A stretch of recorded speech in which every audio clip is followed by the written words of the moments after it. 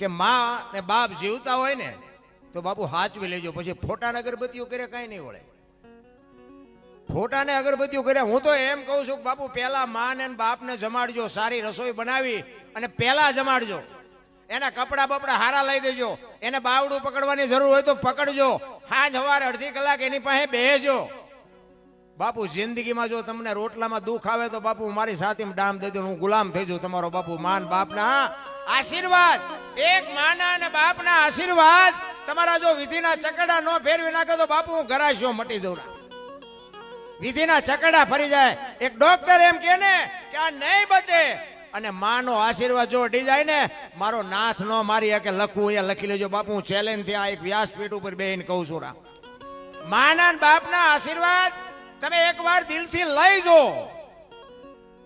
વાતો કરતો નથી હું નકરી, આ હું આ મારા જાત અનુભવની વાત કરું છું.